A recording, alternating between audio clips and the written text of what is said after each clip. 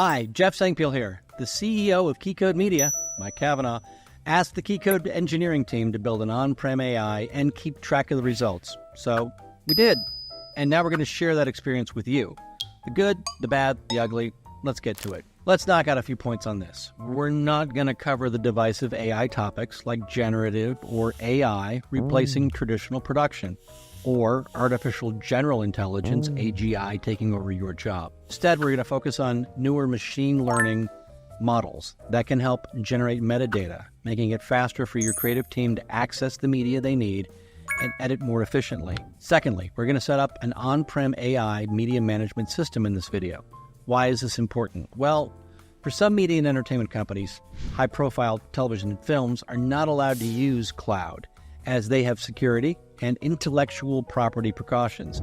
That being said, I'll attempt to compare the on-prem setup with how this same setup would happen in the cloud for reference. The Periphery team was gracious enough to let us set up their Periphery AI Plus media management solution, and we hope to compare other competitive products in a future video. But for now, we want to give you a snapshot of our first experience setting this up at the office. Well, with Periphery, you're going to need three things. Media management software. In this case, we're using an iconic server that we've spun up locally here at the KeyCode office. That's called the Storage Gateway. Yes, it is in the cloud, but you can run this locally. We also need a server with a beefy graphics card. Periphery is recommending on NVIDIA's A6000 EDA. Kind of hard to get your hands on those right now. So for the sake of availability, we've used an in-house NVIDIA Grid server, which is an older computer platform with a GPU update to a Tesla V100 card. That was the top of the game pre-pandemic. Periphery AI platform is then installed on the same computer as that iconic gateway, your access to the media management, and it's going to leverage that GPU processing for the AI. We're utilizing Iconic as the asset management collection point. The system can then deliver metadata back to sidecar files if object storage is used on-prem. Periphery AI promises to be able to automate processes of labeling metadata for things like facial recognition, transcription, voice detection, translation, and object identification. It's a bit like how I've been using Google Photos since 2017. I can search for a prompt and find whatever assets I need. I need to put together a slideshow for your boss's birthday? You click on my boss's face and see every photo or video of my boss. If you haven't used Google Photo to find all your receipts to do expenses, it's a game changer. Birthday's the 29th, by the way. Just a little bit more metadata for you. In a professional creative team, you can find that exact moment in every timeline that someone mentions sriracha sauce. You can find every part of a clip that has a sriracha sauce bottle. All of this processing could occur without the need of a team of assistant editors or story producers spending weeks manually tagging metadata. At least that's the promise. Of course, the Google Photo example provided before, that's based in the cloud, where Google has 4 trillion assets across 1 billion Google Photo users to train that machine learning on. What happens when you try to replicate that experience on a private server using only your media and team? Let's take a look. We'll start with the basics of how the Periphery system is set up in our iconic asset management system. First, transcribe and summarize. Periphery can transcribe all of your content. It can summarize visually what is happening in a frame of video, the line of dialogue, object detection and facial detection. Periphery can detect objects and faces. You can find all the clips with that specific talent or that product shot. With auto-translation, you can convert any file to another language. Por ejemplo, convertimos este episodio al español. Y si lo ves, en realidad no hablo español. On paper, you can easily see how this is a very useful tool for creative departments. You find the file, the clip, or part of the timeline that you need. You save the bottom line, not having to pay for an army of metadata taggers to organize the media libraries. The thing also is, this is work that we probably wouldn't have paid to do in the first place because it's too big of an ask on the budget. To get back to setting up the system, if AI is truly going to reduce our need for metadata taggers, what is the setup going to look like? How do you train the AI, especially when it's on-prem, locked out from the models and libraries that are used by cloud service providers like Azure, Google, and AWS? Let's start with object detection and then we'll get into facial detection.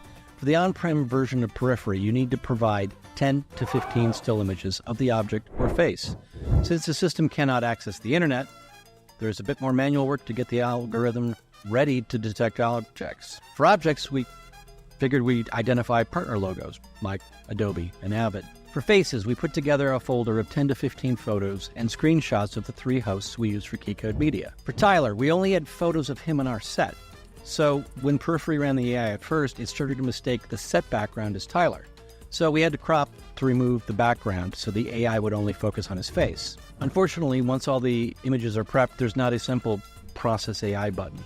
We needed to have a chat with the Periphery team to remote in and get into our system, and they manually ran some scripts to process things overnight.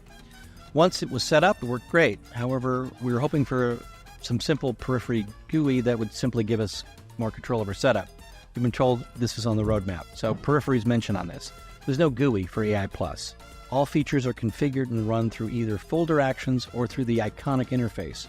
For Periphery customers, if they do not have Iconic, they can configure folder actions through the API and see the resulting metadata through any Periphery storage interface or through Periphery Vision. Now, if you're a smaller production with a small team, uploading to 10 to 15 images for each object and face you want to detect might seem like a bit too much effort.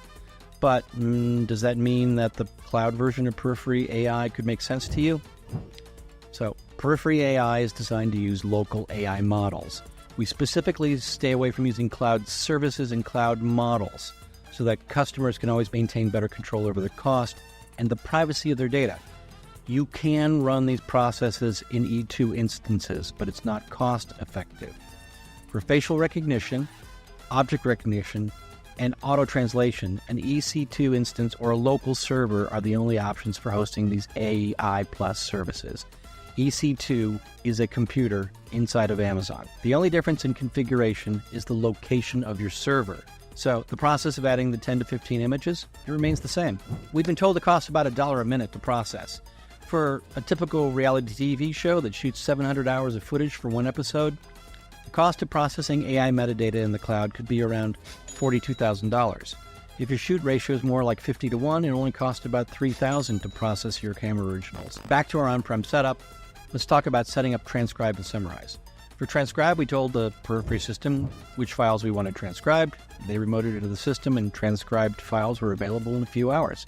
For Summarize, our team had to use 5 sample files and type in metadata as a sample of what a successful summary would look like.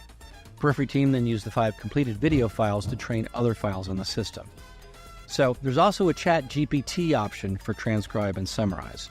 And Periphery's told us this: AI Plus can be configured to use cloud models like OpenAI specifically for Transcribe and Summarize. For this, we have a specific deployment model for Iconic to do this, which does not require any EC2 instances. This could be updated to support other asset managers like CatDV, etc., with about a 2 to 3 week lead time. Upside of using this version of Transcribe and Summarize is that you don't need a server to run it. Primary downside of using this is you have to pay OpenAI for every second of content that's being processed. The customer plugs in their own OpenAI API key as part of the deployment and config. So how much does this all cost? So an Iconic license is going to run you about $49 a month. An NVIDIA A6080A is about $6,800 at MSRP. But demand's going to kick that price up to about $8,000 plus online. You're going to need a server to hold all of that and be the brains for it. It's going to might add, give or take, $4,000. When it comes to software pricing, we got the following answer from the Periphery folks. At the moment, there's no differential in cost based upon where you're running AI+. The Periphery AI licensing options are either AI plus CX or AI plus FX. Primary difference between the two packages is that FX includes a much larger set of additional tools and features specifically for those Iconic users, including things like their own robust Iconic migration utility and the automatic scaling AWS transcoder for Iconic ingest. MSRP for CX is $26,000 a year, and for FX is $52,000 a year. These prices include installation and support. To wrap it up, the potential for AI-driven media management is very real, and the fact that there is an isolated on-prem offering is going to satisfy major studios and mid to large content owners. If you have privacy concerns about how your media is used, you're covered. However, it's certainly feeling like we're in the early days of these media management solutions. Setup's a little bit laborious, a bit manual, and especially if the hope is to do it all on-prem and replace that on-prem team of metadata loggers with an on-prem AI processing swarm. Is this going to improve in the next weeks, months, years? Absolutely. AI is iterating faster than any other technology today. Just take a look at NVIDIA's stock price. Are there production companies that will want AI in their media management this budget cycle? Absolutely. So please contact us here at Keycode Media if you'd like to evaluate an AI solution for your creative systems. Or if you're local to our Burbank office, come on by. We can show you how it all works. Contact us on the Keycode website for more information. And please, since we're here, like and subscribe to Keycode Media on whatever preferred social media platform it is that you're using to watch us. Thanks, and have a great rest of your day.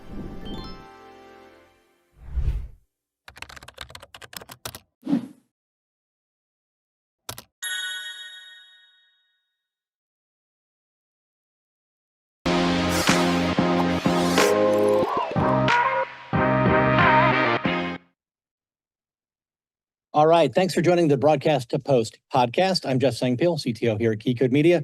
Today, we're going to dive into artificial intelligence, enhanced media management, and what it means for the future for creative teams.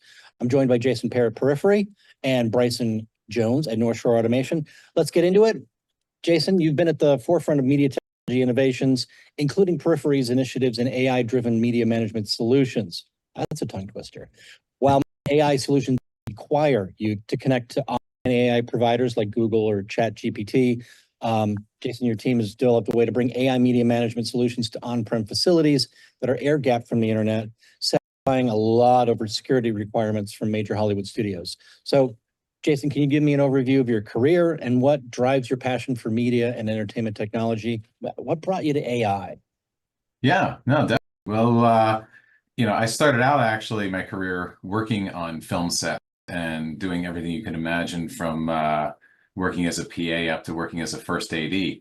And then I transitioned into the production offices and working as a production coordinator, and then finally a visual effects coordinator, where I felt tremendous amounts of pain of broken workflows and workflows of mailing hard drives all over the world and tracking spreadsheets, which is what led me into this world of media asset management eventually, and transitioning into the tech side of things. So I feel like I've been there and felt so many of those pain points of just trying to figure out where the heck the content was, what format was it, is the right person getting the right thing at the right time in the right place, managing transfer speeds and paying for transfer speeds and trying to get those things done.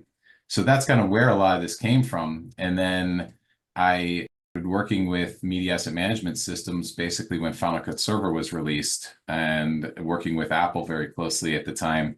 And then I've worked with just about every major MAM system out there since then. And really, with the acquisition of Workflow Intelligence Nexus into DataCore last year, it was really a strategic play of something. We've seen so many different great technologies over the years come and go with these different MAM systems and automation tools. And with the new kind of era of AI happening, with all the new generative AI and all the new different things happening with transformers and a lot of the technology that's evolved just over the past 1.5 to 2 years, we saw huge opportunities there to finally make a lot of things even simpler than they were before, to be able to really bring this technology down to users so they could see some true benefits. And that's what we've been really focused on for the better part of the past year, is seeing how can we keep leveraging these really powerful new technologies in a way people can use. And one of the first things we saw is, yeah, it's great that you can do all this stuff in the cloud, and they make it sound so inexpensive because it's a couple cents here, it's a couple cents there. But when you're processing large volumes of content, or if you want to know a lot about that content, those couple cents add up really fast. And all of a sudden, you're averaging $1 or more per video to get AI intelligence about it. And we look at all these customers we've worked with over the years that oftentimes have millions and millions of videos. Spending millions and millions of dollars on your AI just to understand what's in it isn't going to happen. It just doesn't make sense. And then there's the security side of it, is that many of our customers always want to know they know exactly where their content is. They know it's in their storage on-prem, where it's in their buckets and cloud storage that they own. But with AI, it raises a lot of questions of, is it going to be getting trained on your content? Is it going to remember your content? Where is your content really going for it to be able to process it? And the nice thing about this space is that the open source side of AI is incredibly aggressive and moving forward at a very rapid pace versus the closed source side.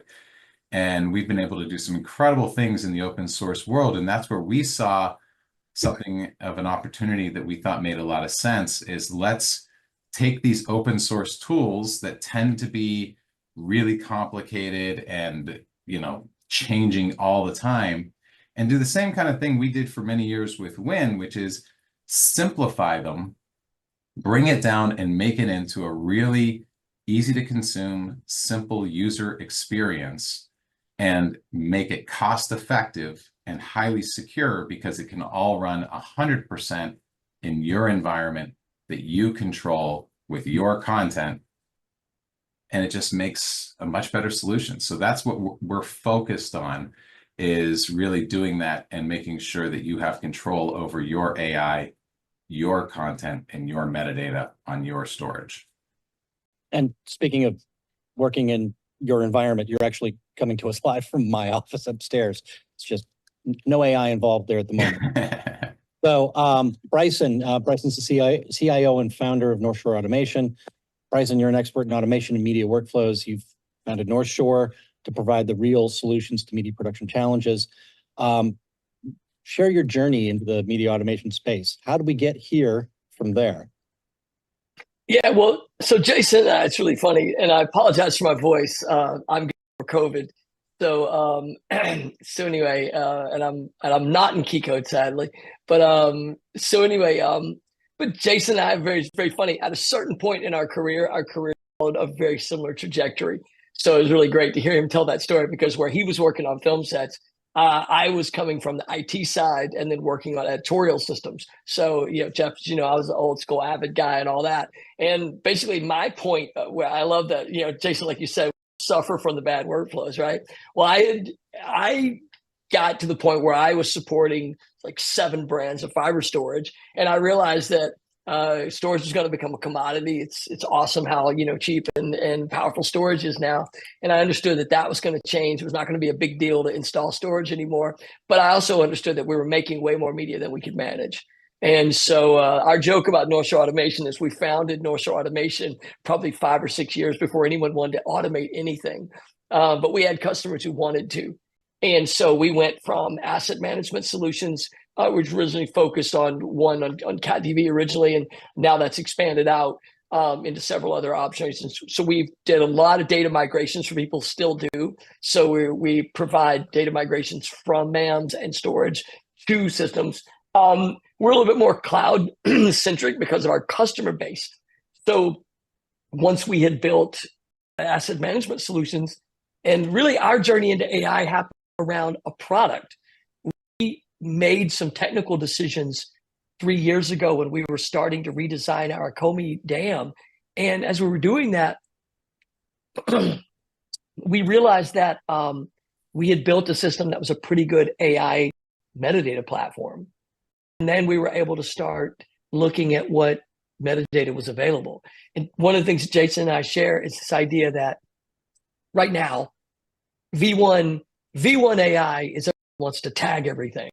But we sort of joke, it's like, well, it's probably not as useful that there's a red bicycle in that shot. Sure, that's good to know that that's Jeff or Tyler or whoever in a shot. That's important. But what's really going to start to happen is when you start to understand the media in a better way with multimodal AI, and then also when you get to where you can actually interact with the media in different ways. Right now, the central problem you have is that asset management systems are not ready for the data that's coming. And then they're also not giving you a user experience that's effective. I think that's what the last thing that drives the adoption.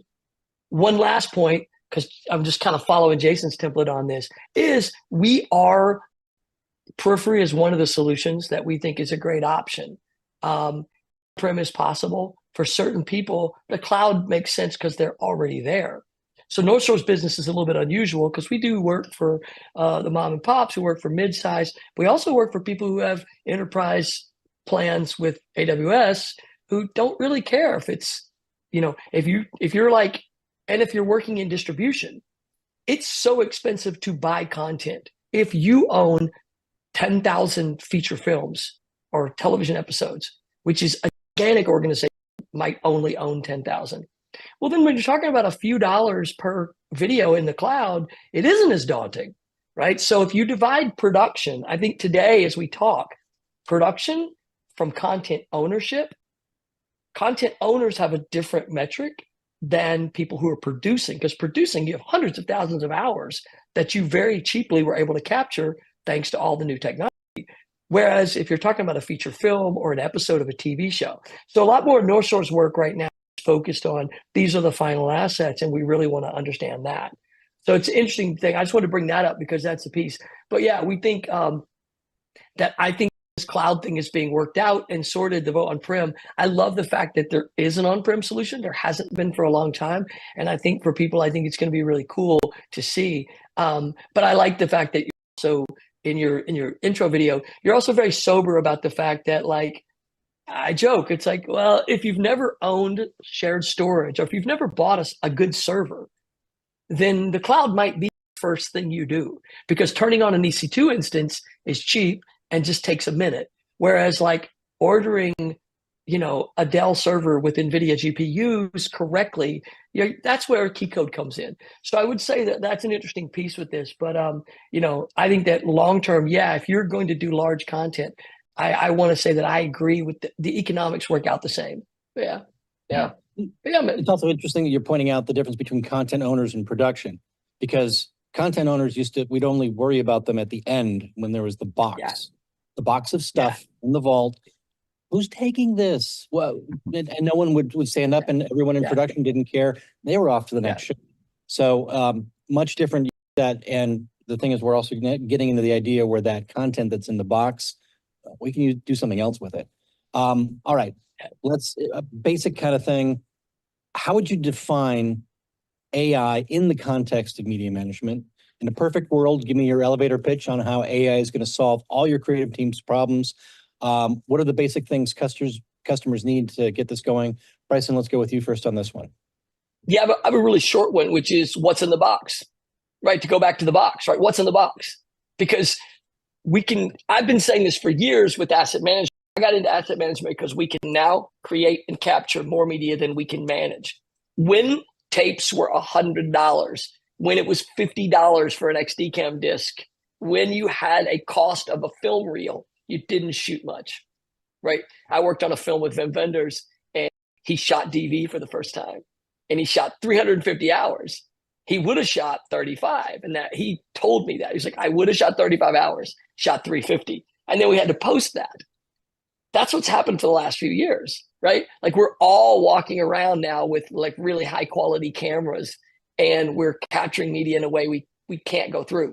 So one of the key code customers, right? The Milken Educational Foundation shot 4,000 hours of interviews. They have 4,000 hours of interviews to go through. So you go, well, cool, let's get a producer to do that. 8-hour days, 2 years, right? No, you run transcription on it in a matter of hours, days, right? And then that transcription is searchable.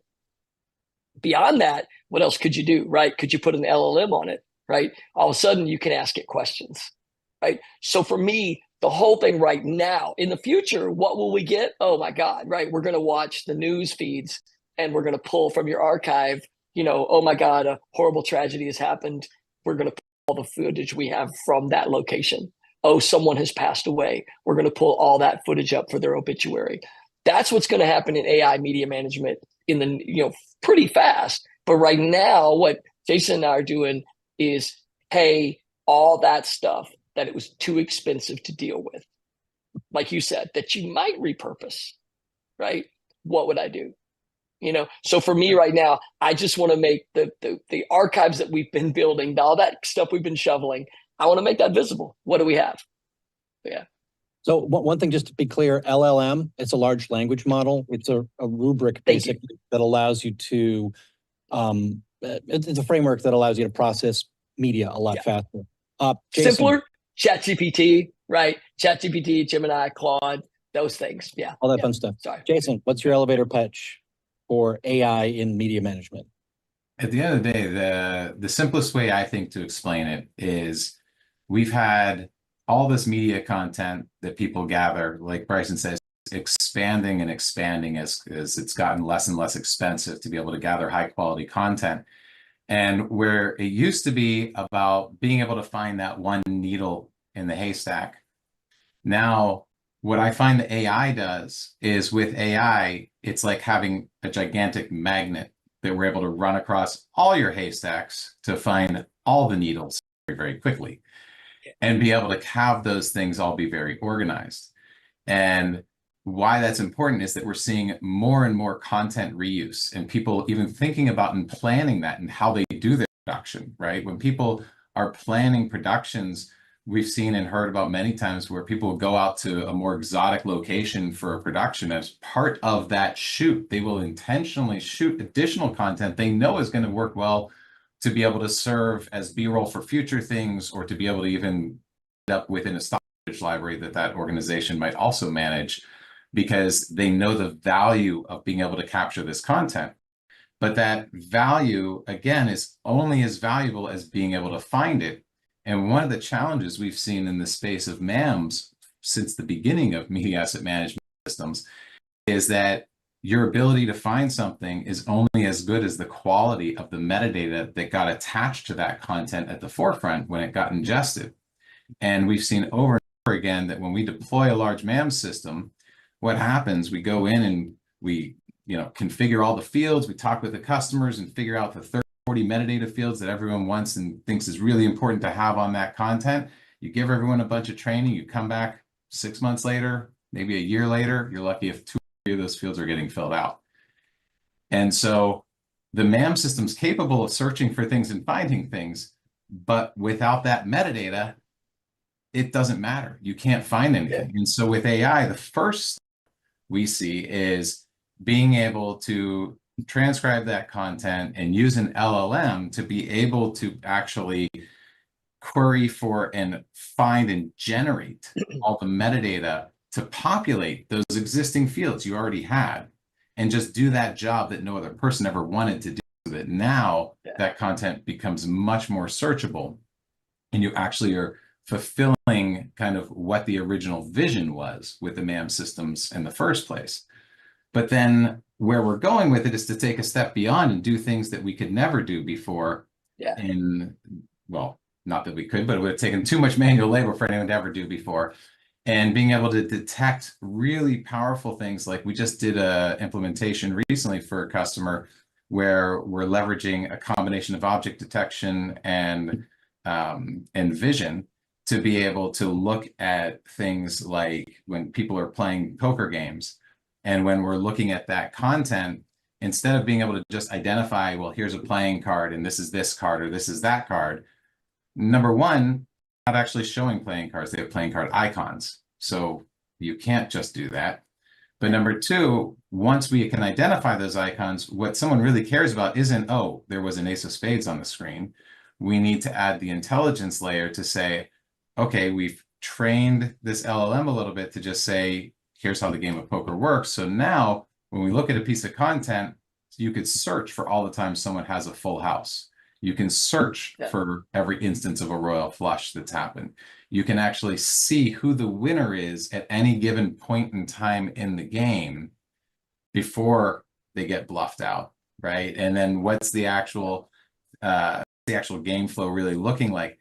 And being able to do all of that purely through AI without any human intervention needed once it's been trained is incredibly powerful. And those are the kinds of opportunities that I think the AI is opening up and really changing the way that media management's going to look for people. And then the last bit is going beyond metadata.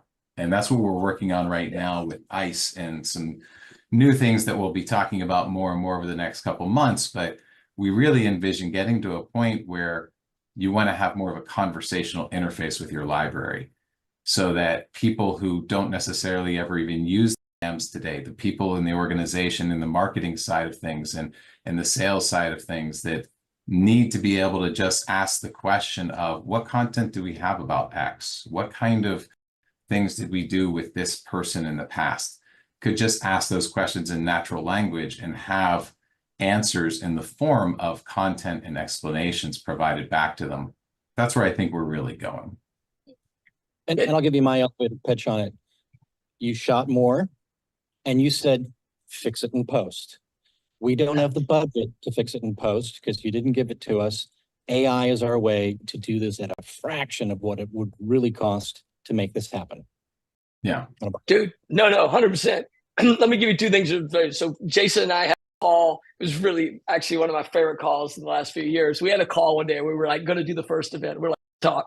And Jason, I came up with an analogy. You and I have been making exercise equipment for all these years. And every treadmill, every like Peloton that's sitting in the corner unused, that's what our MAMs were. We would build these things. And so we would joke about it. It's like you said, there's no time, there's no budget. People were like, oh, we're going to spend the money to buy a MAM, but we're not going to do the effort. So part of the reason you hear me talk about content owners is that content owners, there was a budget associated because it was a value. So first thing I want to say that. And then Jeff, let's talk about budgeting a little bit because you brought up something really, and Jason, you keep hearing us say, one of the things that Jason and I also believe about is that we're not talking about generative AI to build content.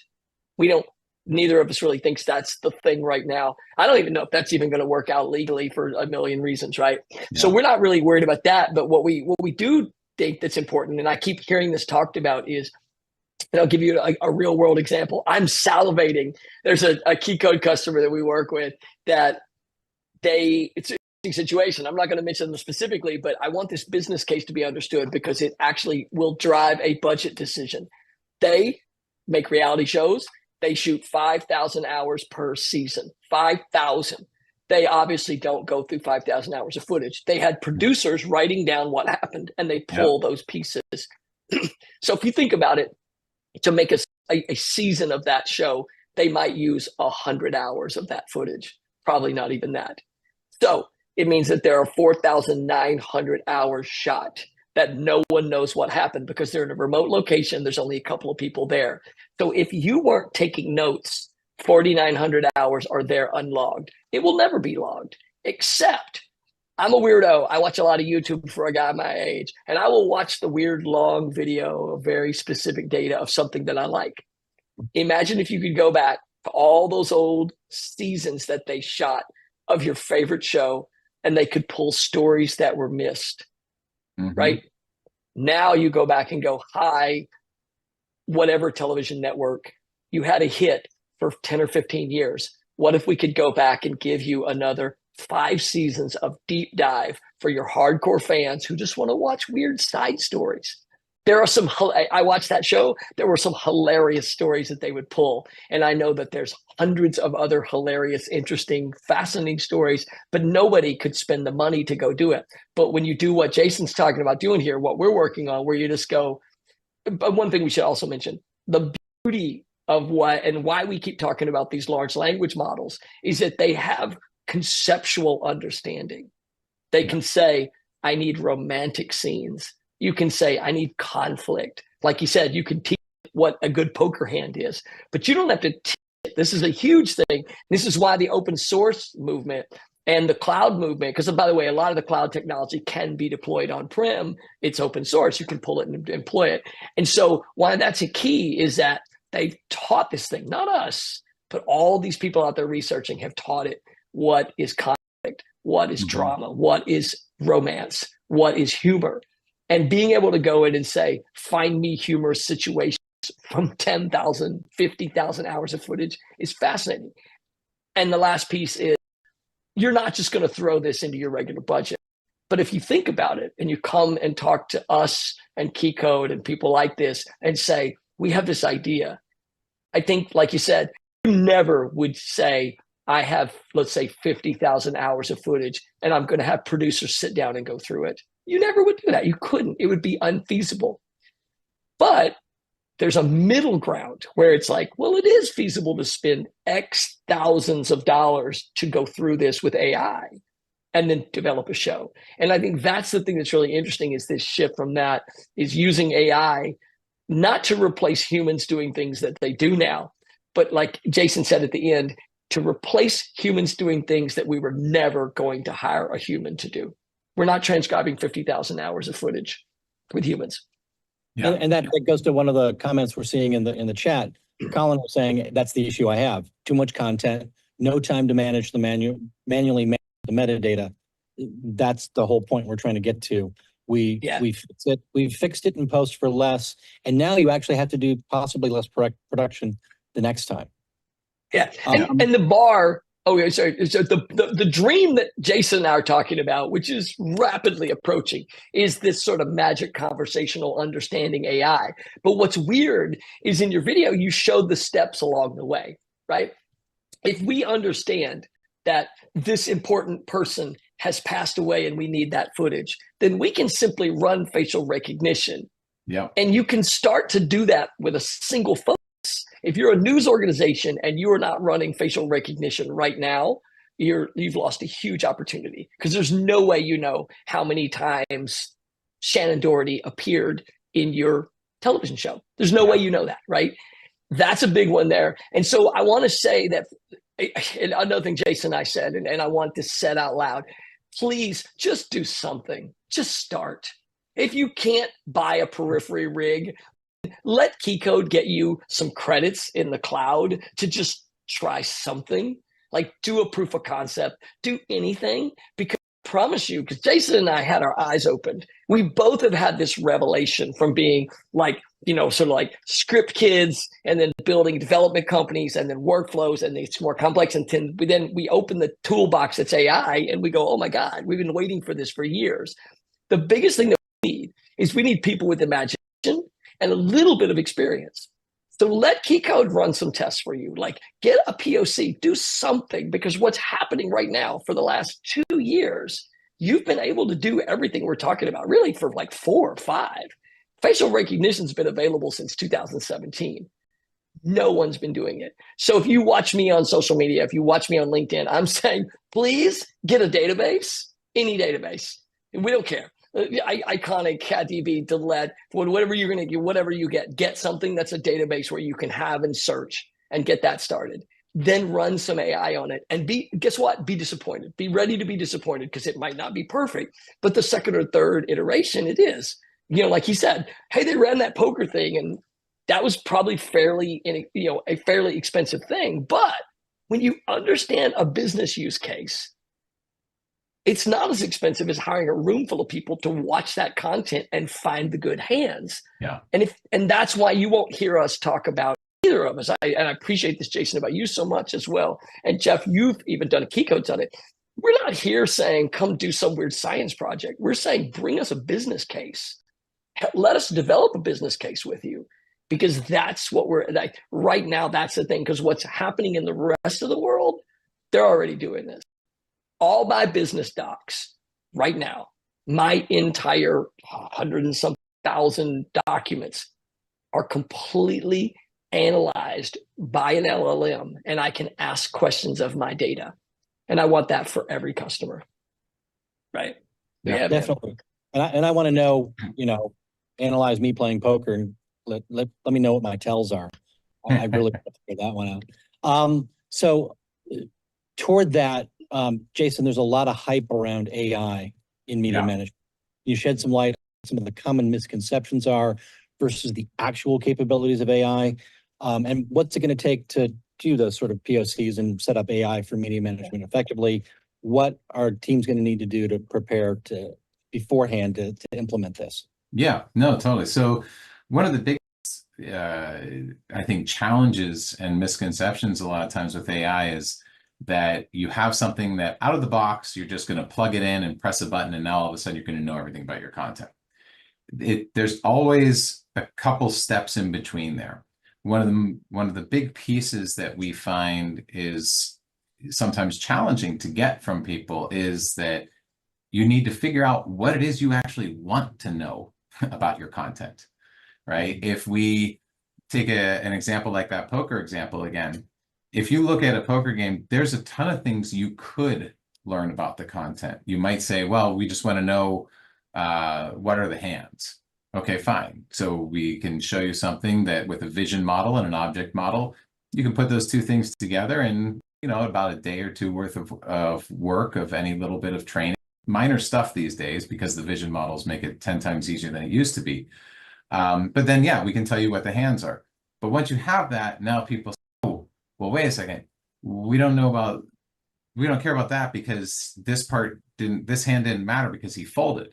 Oh, so you want to be able to know what the status of the hand is as well. Oh, well, yeah, of course. Well, then we also wanted to know in this other game when there was, 5 players versus 2 players, how many people are doing what with their chips and how much money does each person have? Oh, so you want to keep track of the money side of what's in, right? There's a lot of different pieces on the screen. So I think what's important is making sure and spending some time. And I think this is where from the consulting side, this is where we're really working together with our integration partners like our friends at Kiko here to work with our customers and say, hey, let's talk about what's really the most valuable information that you could get out of this data. What's going to help your business most? So we can take that and say, okay, great. Now that we understand what the value is you want to get, here's the approach of how to leverage AI best to get that value. And I think it makes a big difference because a lot of people's experience with AI, with many systems out there, is they say, oh, well, it has object detection. What does that do? Well, a lot of systems, you plug in a video and it says object detection. So they show all the random objects that are in what's called the COCO data set, which is kind of the set of all the standard objects that every object detection system's trained on. And it's going to tell you, oh, yeah, there was a stapler in the shot and there was a cup in the shot and there was a hat in the shot. And who cares? Great, your AI found all that. But what does that mean to you? It doesn't mean anything.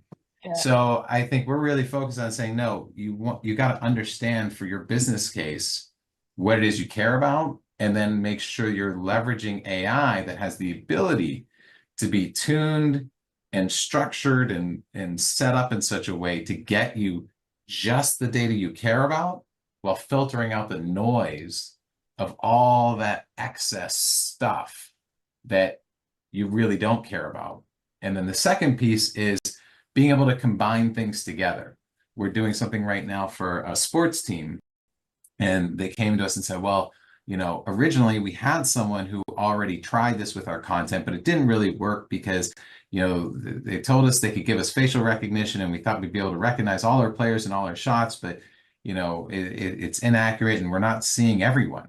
And they gave an example, one of the first example pieces they gave me was one player facing the camera and the other player with his back to the camera. But of course, his name's huge, written right on his jersey. And so they're like, well, it only identified the one person who's facing the camera.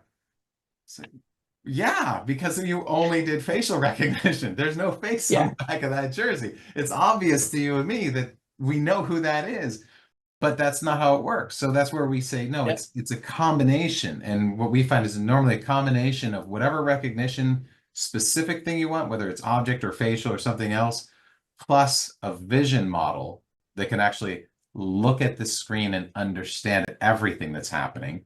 Yeah. And then mixing those two things together with a proper prompt to be able to get you the kind of metadata you care about. And what we've done and what we're focused on in Periphery is taking that whole process and making it really, really simple so that it's not a big science project to be able to deploy. It's not a big, complicated thing to manage. It's done in a more intuitive way and done in a way that can be done very quickly to get that value.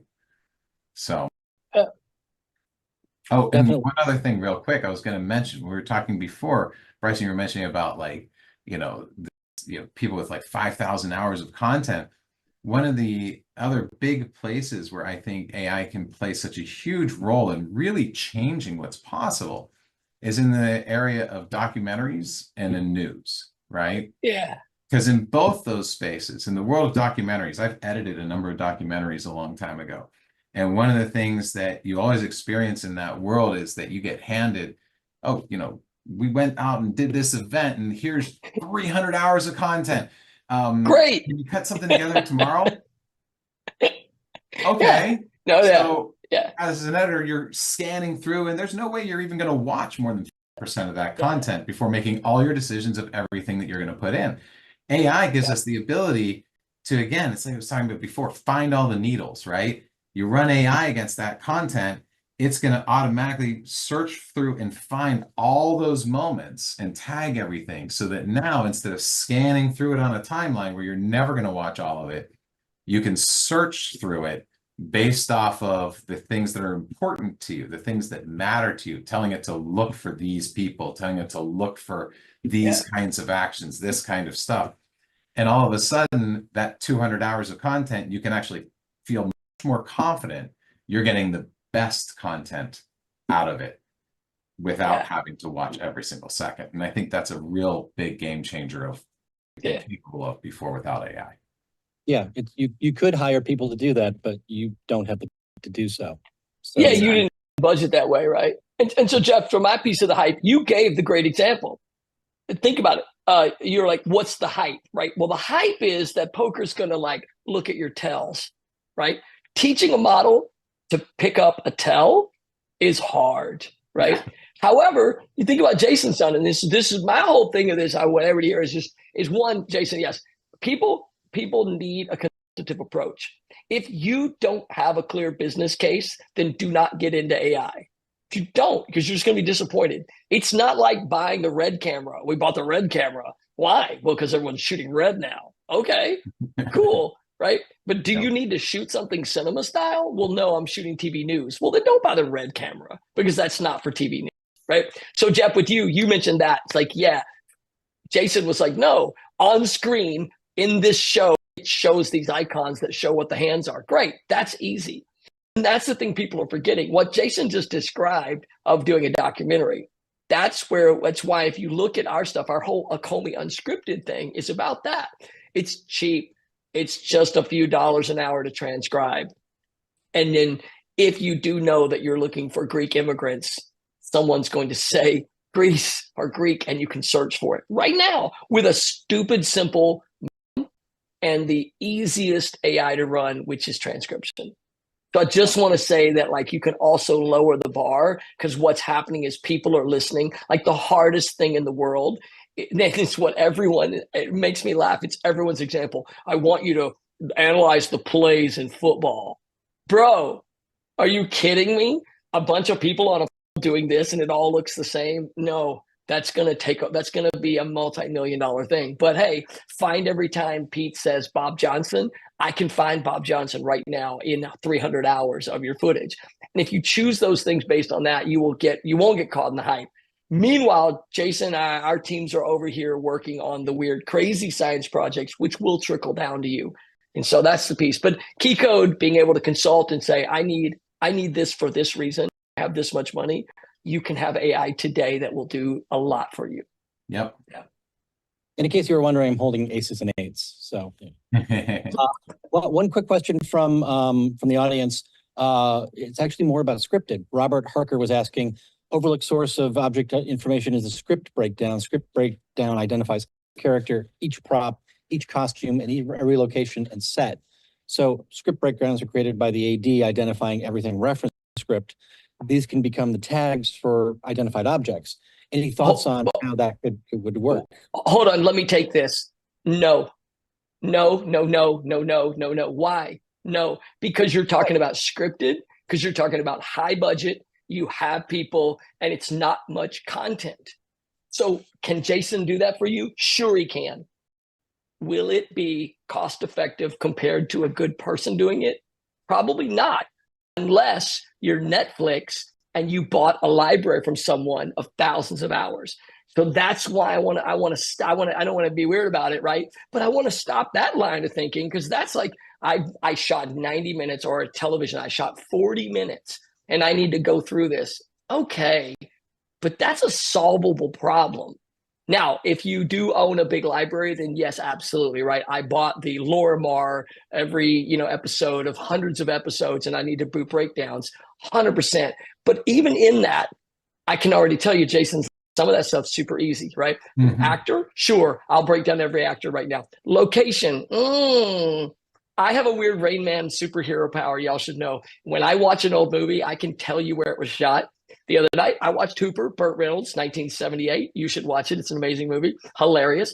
And it was shot in Stowe Park in Burbank. And I know that because I knew that park. And my friend was with me, and he was like, how do you know that? AI does not know Stowe Park in the background from looking at the hills because it's been there. That's where it's difficult, right? Location is hard. Certain things are. But I would say that in that, that's a great thing where you need a consultant to be like, maybe not, maybe. So again, you have 500 episodes, 5,000 episodes, and you have money that you could make if you get breakdowns done very quickly, 100%. But if you shoot 10 episodes, 8 episodes a season, and you're doing that right now, I'm going to tell you, I can already tell you, Jason, as you know, like running multimodal AI to pull all that, that's a lot to train to do. And you would need to really be. Now, it's weird. News, YouTubers, people like that, yeah, because they're doing content hours a day and they might need to. But for film work especially, or scripted, I think that, in my opinion, will be the last place that AI really steps in, because I think that when you're dealing with precious small amounts, you will still curate that. Yeah. But I think the biggest place where the AI is helpful in the film side is when you're looking at something where you're, 3 films in, or if you're in the Fast series, 10 films in, and you want to be able to find out, when was all the different times that, this car was featured, or we did this kind of action, or this person said something, or these 2 people were together. Those kinds of things can make sense, right? We can get those kinds of insights by scanning that content and having it. But I agree, and also, Jason, I think there in that situation, the bar is lower. Yeah. Like so everybody on this call is clear. You still cannot get FCC compliant captions from AI. Yeah. If you buy FCC compliant captions from Rev, an AI company, they run AI and then they have a human do the captioning part, door slams, spooky music. So I want to be clear. Things that are critical, like a breakdown, like for music and scripting, and where there's money and legal involved. But what Jason's talking about, where it's like promo, right? I got 26 seasons of Simpsons and I want to find romantic scenes. Bam, done, because that's a low bar there.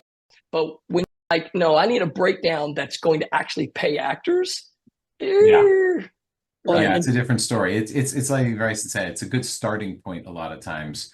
But you still are going to want to have that human element in there to check if it's going to have any kind of legal ramification, financial specific ramifications, and things like that. Yeah. So and by the way, I want to give you all 3 of us credit for that, because there are people right now BSing people that AI is going to make their world work, and it's like, I just want to appreciate Jeff and the whole Kiko team. You have a really sober view of all this. Keeping you ahead of technology doesn't mean keeping you 5 years in the future where you can't use it, right? Yeah. It's like, keeping you on the cutting edge, but not the bleeding edge. And that's something I just want to say thank you, Jason, because that's another thing that I really appreciate about Periphery. Periphery is like, we can't. No, we can't. It's also a difference of like how you're funded. How much hype do you have to explain? Sorry. One of the interesting points about promo, though, is a lot of times you watch a promo or you see a trailer for a film, and then you see the episode or the film, and you're like, wait, that stuff wasn't in there.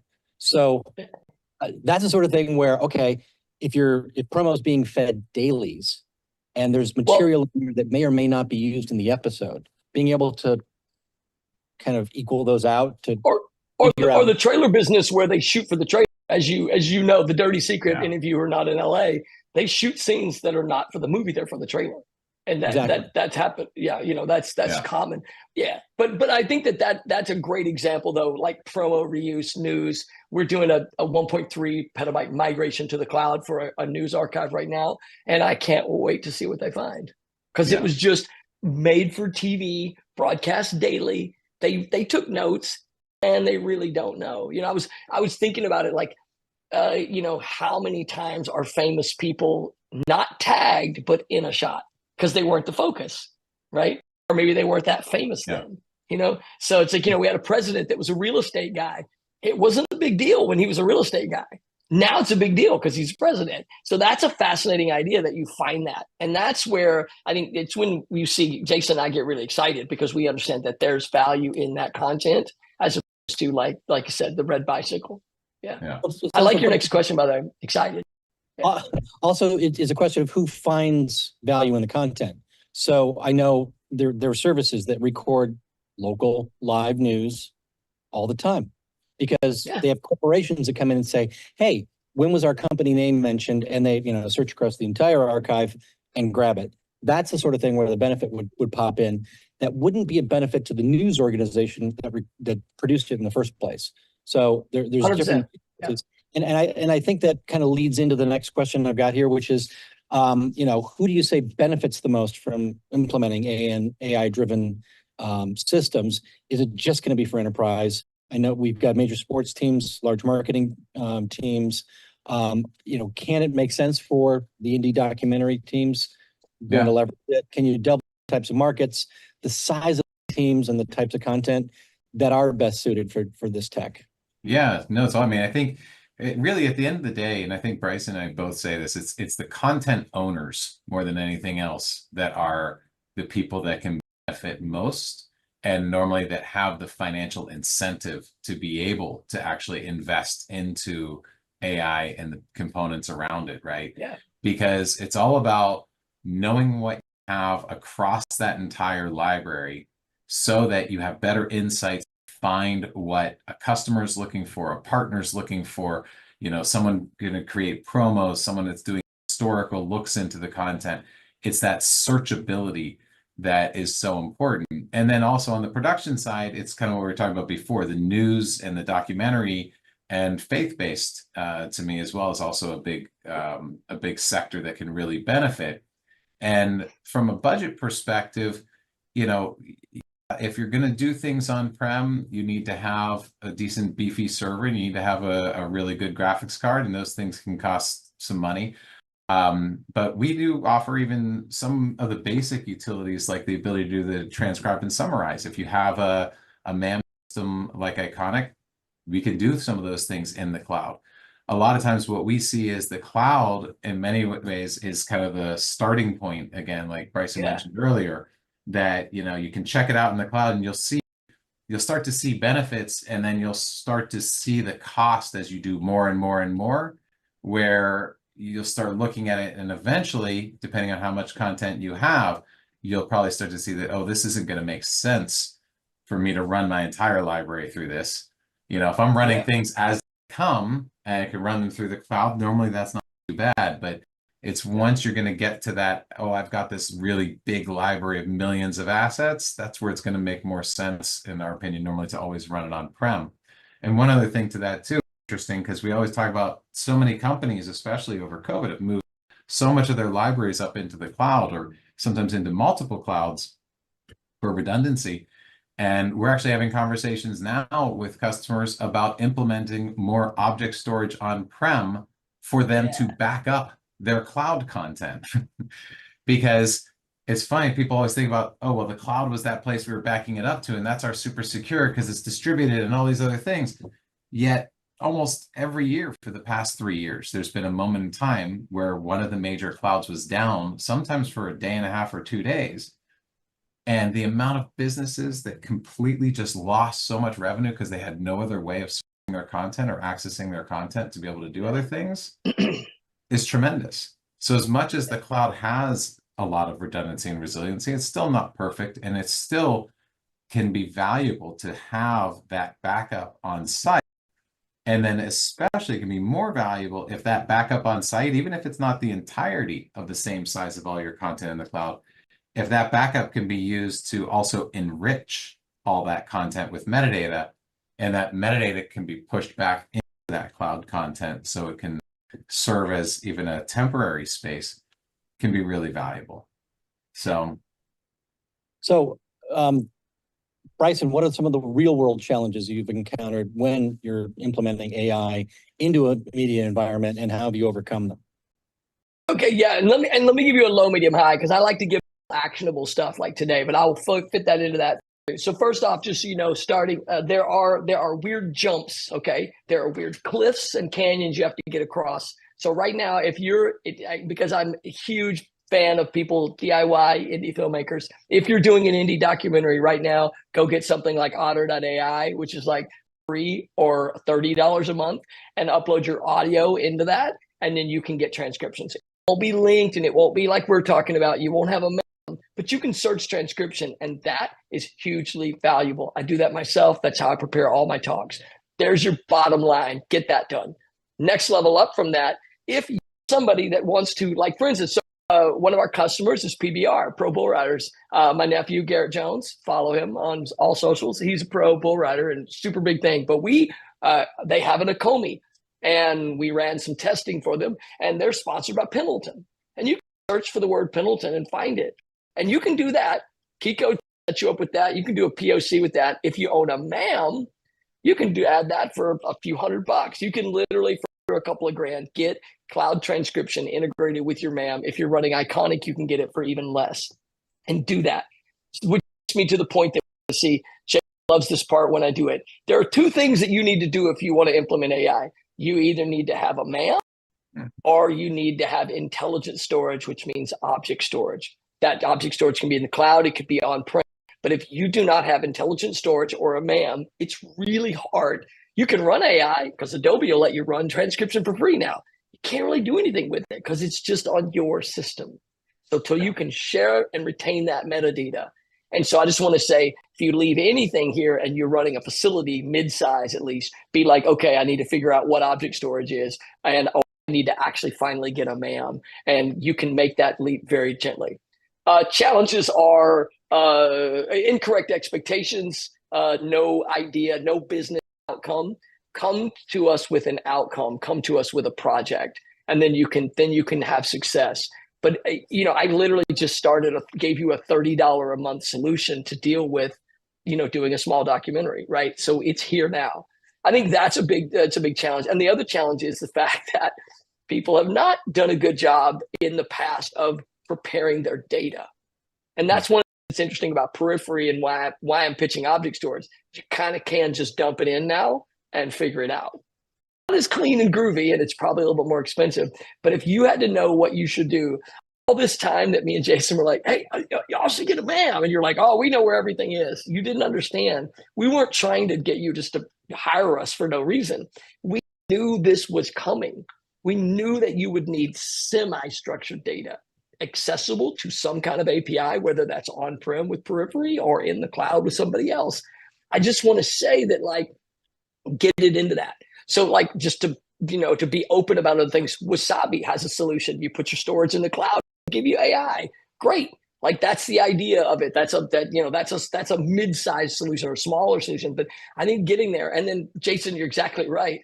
For me, I keep pitching. The reason I'm pitching the cloud is that for a few $100 or a few $1,000, depending on your position, you can actually start doing this. Yeah. So you mentioned the solution. Find this advertiser. Great. I'll tell you the advertiser every time in every sports broadcast that you've done for the last 2 years, and I can do that for very little money. Then you get an idea. Then someone goes, oh my God, this is great. Oh my God, I want to run 20,000 hours. And then you go, yeah, that's going to be, and then you go, you know what, let's talk to Jeff and Jason. Hey, Periphery, what can we do? But what everyone's been doing with AI is literally being like, I want a magic robot in my house that cleans my dishes. And you're like, no. But we do have really good dishwashers that if you just put the dishes in them, they clean your dishes. No, there's not the, Jetsons robot that takes your plate and, does it. And I think that that's the thing that I want to get people out of, is that quit waiting for that. Just be like, oh, I can do it. Be shocked. All of this came, all of the North Shore technology really actually came because I had a transcription that I needed to do. And I found a service on the internet. I uploaded the video. It transcribed it. I liked it. I saw it had value. I started using it. And then I literally built that into these products. And then once I had transcriptions, I could summarize. Once I could summarize, I could search. And then it just all expands. So that's the piece. But yeah, I think that's it. I think that, but the challenges are the fact that the data is not in a place that's accessible to this magic stuff. Yeah, it's the biggest one. So let's jump. That kind of leads into a question came from Michael Kamas, our old friend. Oh man. Can periphery AI plus run local without some sort of MAM and DAM? I can answer that. In our environment, it should be. We should have run this on object storage. However, due to limitations on air conditioning, I couldn't turn my object storage up, so we were running it on block. If it was object storage, I could have put all the metadata next to the data, sidecars. I would have all the answers. I believe I still have to have a platform to ask the questions, because all the answers next to all of the data. Still, I need to know. That's a whole lot of answers that is equal to watching all my media again. So separating user experience, right? Yeah. Like so one of the, go ahead. Jason, pitch your thing, but I want to say that just high level, that's UI. Yeah. UI and UX is a challenge. And that's the two of us aren't worried about. Let me just wrap this. And Jason, I want you to speak specifically. Conceptually, Jason and I are not worried about AI technology because hundreds of organizations are making the AI better while we sit here talking to y'all, right? What we are worried about is making it so humans can use it and understand it. That's what he and I are working on right now. The AI is just going to show up, but can you use it? And Kamas and I, it's really funny. I'm laughing at that because Kamas and I talk about this all the time. You have it. What can you do? Like, it's in JSON. It's sitting next to my asset. Jason, how do you make that actionable? Yeah. Right? And there's a couple different pieces to that. So within the periphery storage world, one of the things that we have the ability to do with swarm storage is we actually have a concept of annotations within objects. And annotations basically take the ability of adding metadata to an object to a whole nother level, so you can store tremendous amounts of metadata. So all that metadata can actually get indexed into something that is visibly just the same single object on the S3 storage. So you don't necessarily have to have a sidecar. If you're using other storage, then there would be a sidecar file associated with it. But then as far as how do you get access to that, if you don't have a MAM, there are certain things you can do with things like, again, in the periphery object storage world, we have a Premier panel that goes directly to the object storage.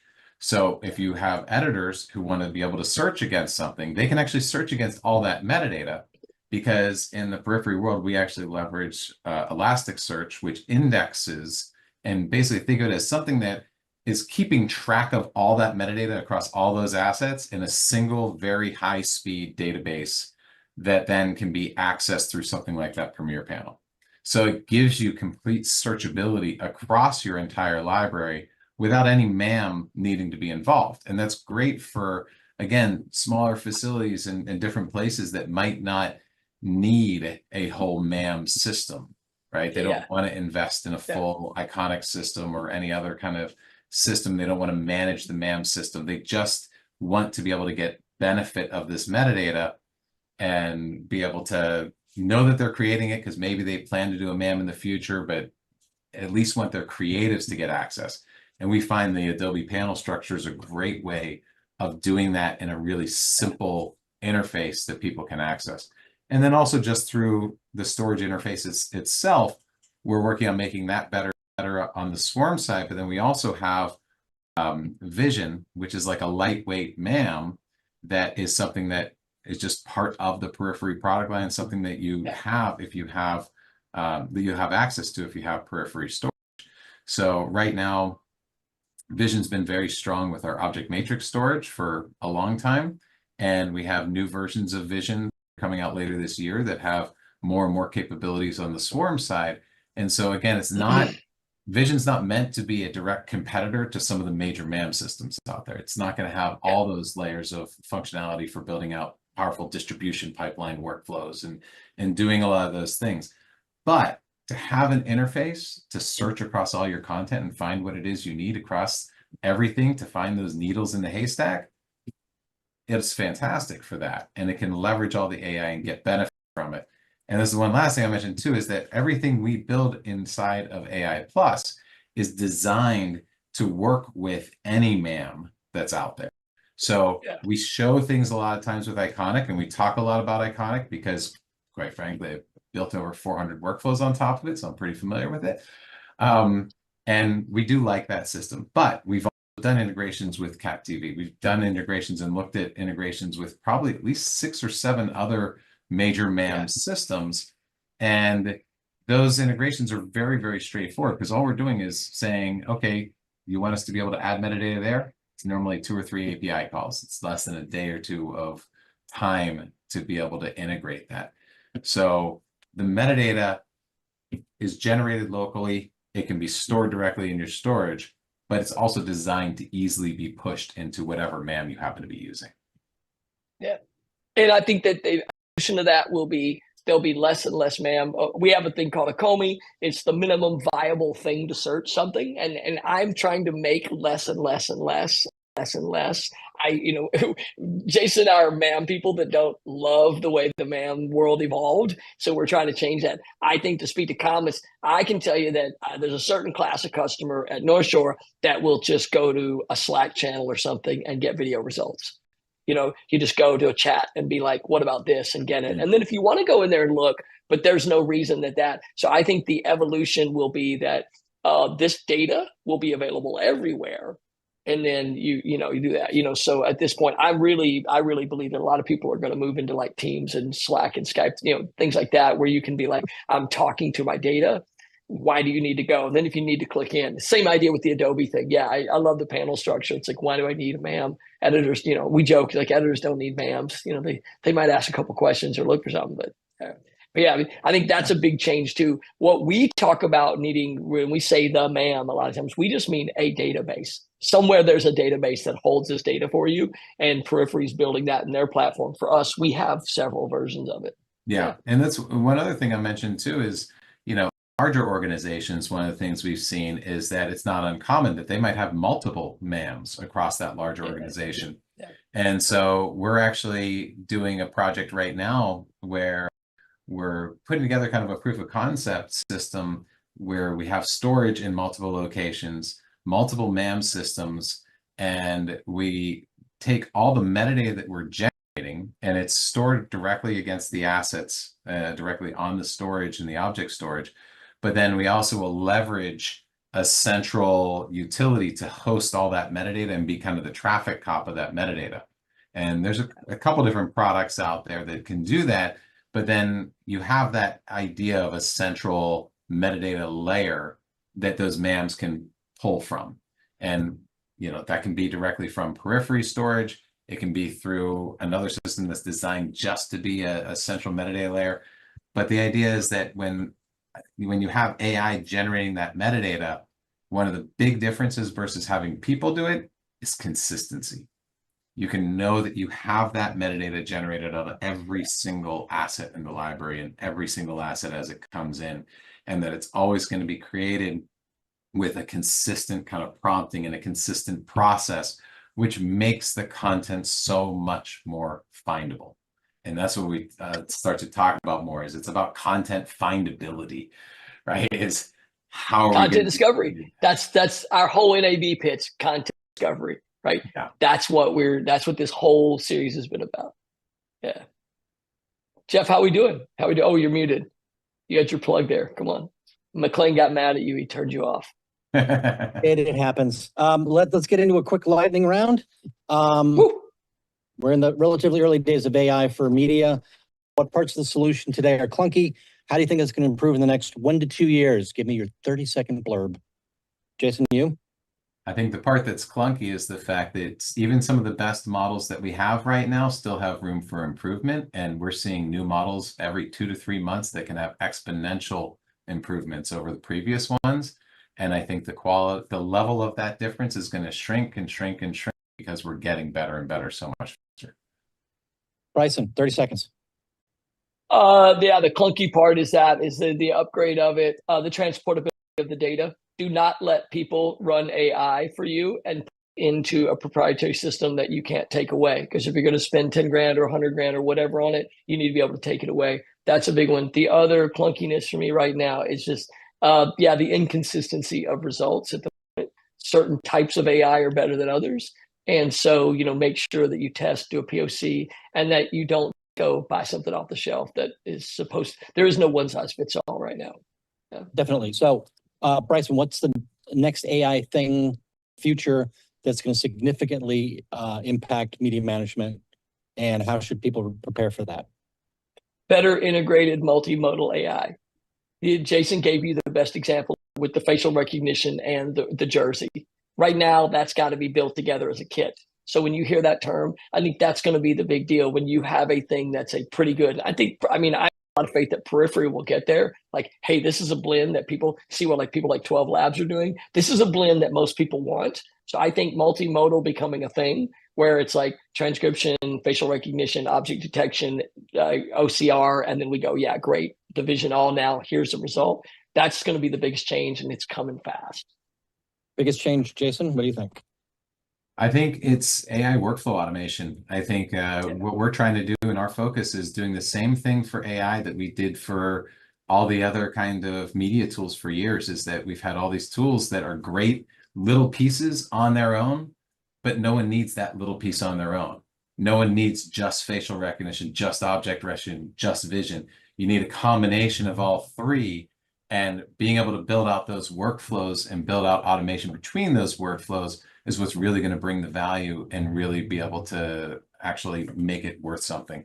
That and the fact of the chips getting lower and lower in cost. Your GPUs are going to get lower and lower in cost to become more available. And then there's a whole world of ASICs that we don't even get into on here, but there's a lot of people out there designing chips that are very purpose-built for very specific parts of this that could potentially have 30, 40x performance at a much lower cost. And I think we'll start to see those in the next couple of years. Awesome. So learning. Audience today has got a wide range of technical set skills and technical and creative roles. If folks want to get training on either how to use AI solutions or how to deploy them, what kind of skill sets do you recommend they train themselves on, and where to look for those? Jason, where do you think that would be the best thing to start? So right now, I feel like, kind of like Bryson was saying, a lot of it is get your hands on it. Get into the actual different AI systems, learn about prompting. YouTube is an amazing resource. I've probably learned 60%, 70% of my education of AI comes from YouTube.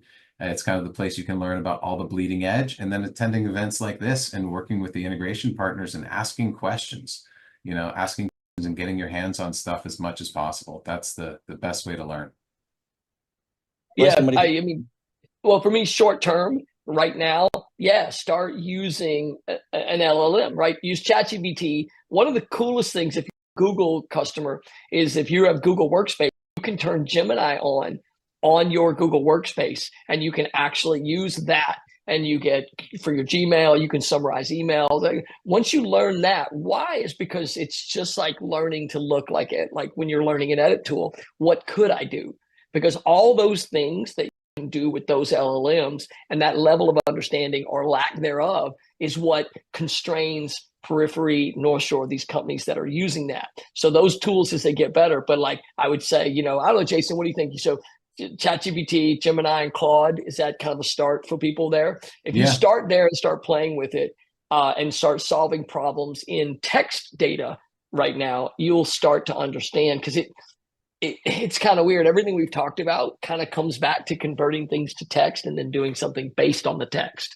So everything Jason's talking about, you're getting text output, metadata, and then that metadata is parsed. So if you understand what large language models are doing and can do, then you can come to Keycode, Jason and I, and say, I have an idea and I do this. Could we do that? That's the thing right now. Everyone, if it's all theoretical, you don't understand it. That, and also make your boss happy, because an LLM will save you so much time. I don't even like reformatting spreadsheets, all that kind of stuff, all done for me. The other thing is, like you said, also, we mentioned, like, start getting and looking at, you can go to Google's computer vision page and you can upload an image and just look, you get back. There's all kinds of goofing off. And then, YouTube, be very careful though. Focus on functional. If you're a content producer, don't go off and watch a 4-hour, like Jason's watching a 4-hour thing on the lava models.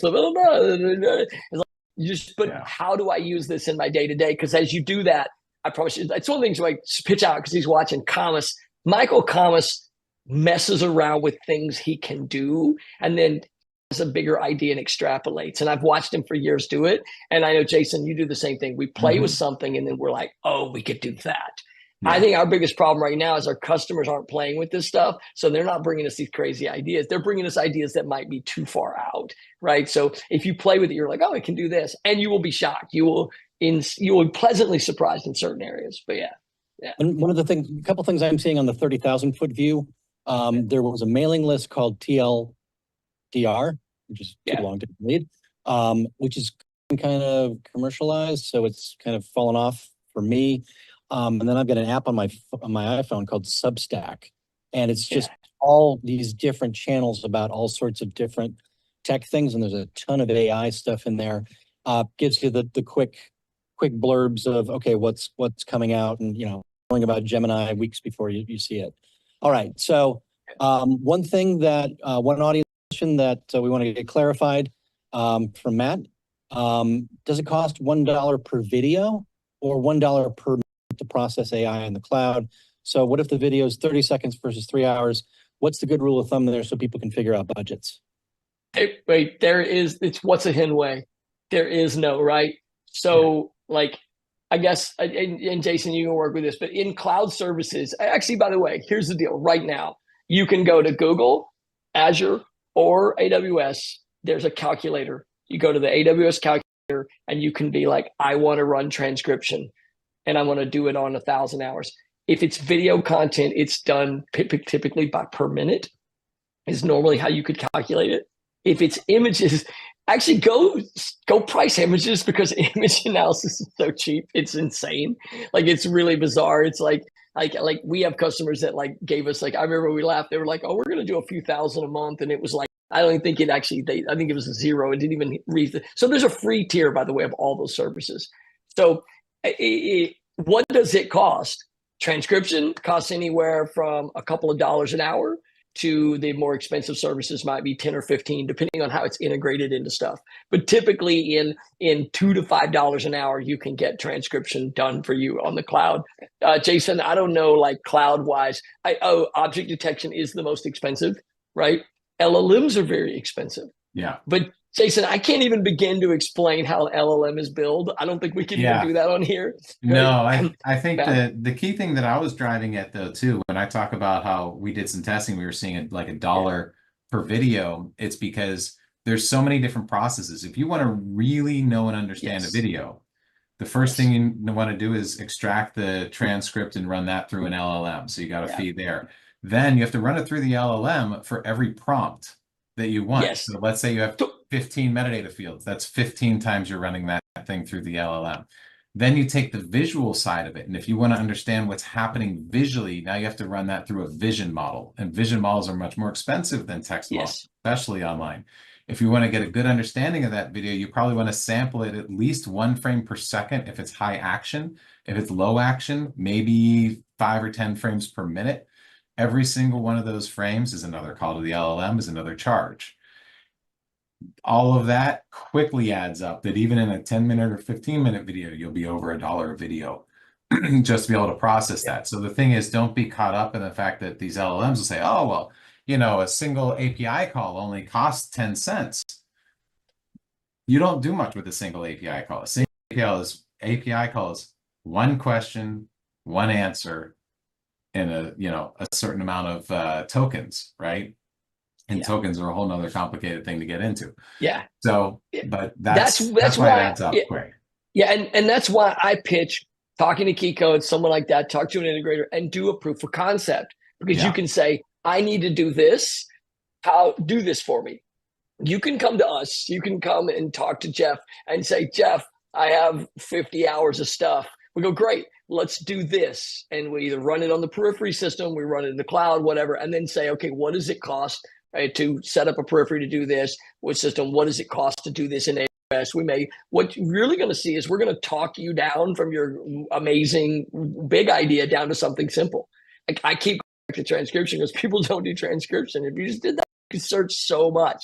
If you just did logo recognition, oh my God, if you're in sports doing logo recognition, things like that. So I think that's the thing, is like, it's where you need a caddy you need to come to someone like Keycode and say, I need you. This is what I need. I need to hit that green from here. And they go, great, that's a 9-iron, do that. And that's what you really, right now, that's the biggest thing, is that this is not commoditized. And I think that's one of my biggest worries about the people that are like, look at the Magic AI and you can sign up and it's cheap and it's easy. I think that's really going to disappoint people. And so I have respect for Jason, because he doesn't make, I keep pointing at him because he's Brady Bunch down here, because he doesn't overpromise. Keycode's the same idea. It's a very sober view. I keep using that. It's a very sane, real world view of what we can do. But there is no such thing right now as you run this, other than transcription. Right now, you can go get a price for your hourly transcription online and get that. Actually, I've already got that for you. That's the wonderful thing about having a team. Someone ran the transcribe calculator for AWS, 40 cents a minute. That has nothing to do with Facebook, just transcribe. And if you're watching this on YouTube, there should probably be a link here right now for the AWS calculator. But that sounds, but wait, that sounds high, just so you know, because I know that on Iconic you can buy for a couple of bucks an hour. And I know that in Acomi you can do it for, so just know that you should look at that, because that may not be per minute. But anyway, there's ways to figure out your budgetary pricing, and then there's ways to get economies of scale by utilizing other folks. So we're out of time. Big thanks to Jason at Periphery, Bryson at North Shore for joining us today. As a reminder, Keycode Media is the systems integrator of choice for all things live production, post-production, AV. If you're wanting to schedule a free whiteboard consultation on AI workflows, please hit us up here at Keycode Media. Our apologies to Matt Damon. Thanks everybody for joining us today. Thank you. Thanks for watching Broadcast to Post. Please make sure to subscribe to the podcast to receive future episodes. Follow Keycode Media on LinkedIn, Twitter, Facebook, or Instagram to receive news on additional AV, broadcast, and post-production technology content. See you next time, folks.